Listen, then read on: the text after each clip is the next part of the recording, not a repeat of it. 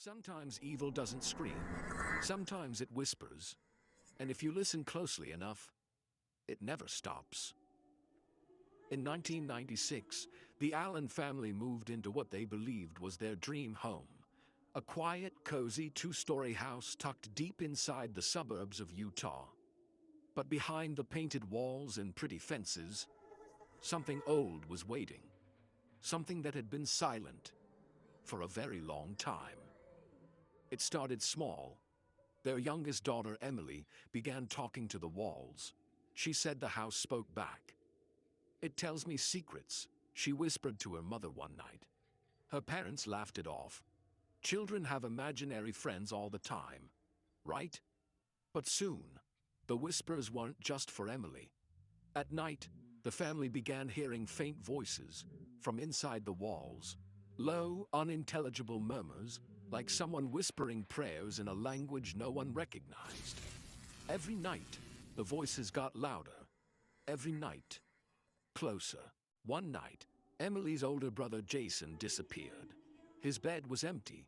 The front door was still locked. They searched the house, room by room, until they heard a sound coming from the basement. Behind a stack of old crates, they discovered a sealed wooden panel embedded in the wall. A part of the house they had never seen before. The panel was covered in symbols, scratched, burned, or maybe carved in blood. When they broke through, they found Jason, unconscious, curled up inside a tiny windowless chamber behind the wall. He was mumbling something, over and over again. "He watches through the walls. He watches through the walls." Terrified, the family contacted local authorities. What the police uncovered sent the entire neighborhood into silence. Before the Allens moved in, the house had been abandoned for over 30 years. In 1962, it had belonged to a man named Thomas Merrick, a cult leader known for performing ritual sacrifices of children. He believed that hiding their bodies in the walls would trap their souls, making him immortal. When police raided the house in '63, Merrick was never found. They sealed off the basement and sold the property in secret decades later. No one told the Allens, no one warned them, no one ever does. The Allens moved out within a week, but neighbors say the house is never truly empty. Late at night, if you walk past that basement window, you might hear it.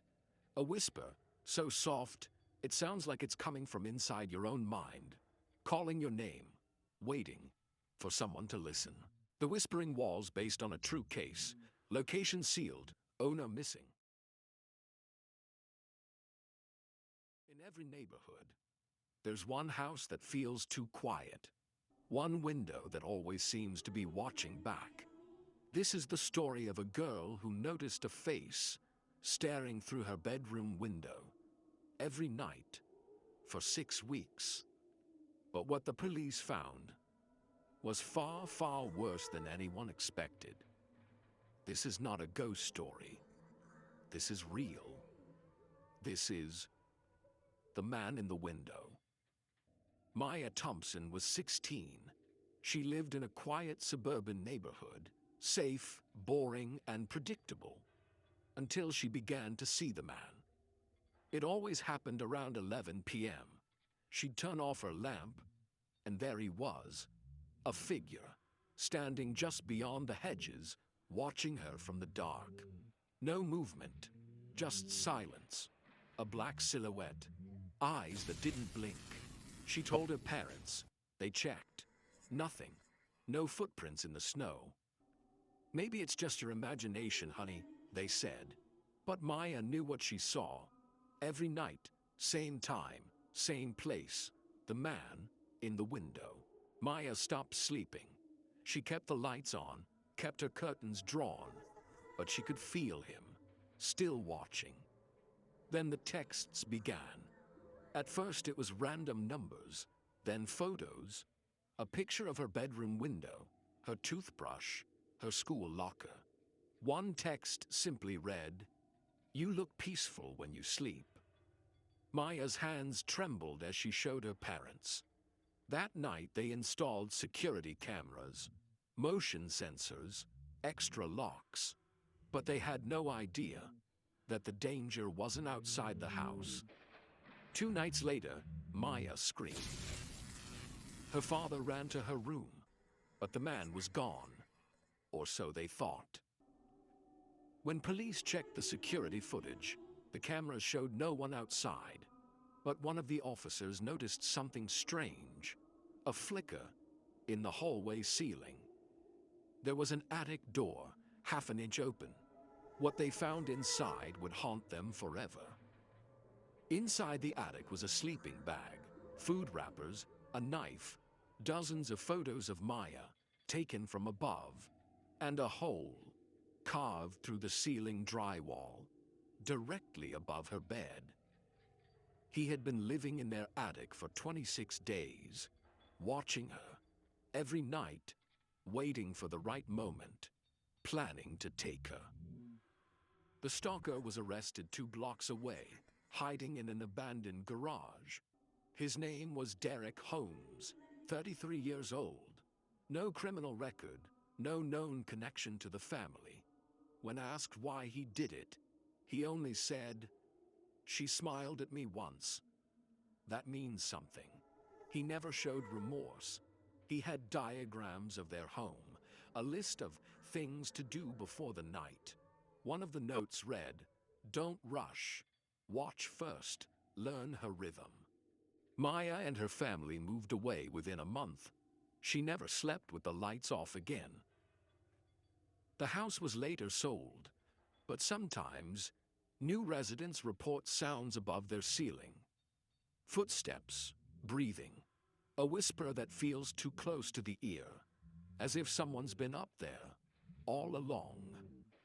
Based on a documented stalking case, name changed, files sealed, Illinois, 2011. The year was 1984, and the town of Norwich, in the east of England, was preparing for a long grey winter. Maple Street, a narrow, quiet lane with stone sidewalks and identical terraced houses, was nothing special. But for 1 week in November, something impossible happened. People began reporting a house at 17 Maple Street. A house no one remembered being there the day before. It looked old, older than every other house on the block.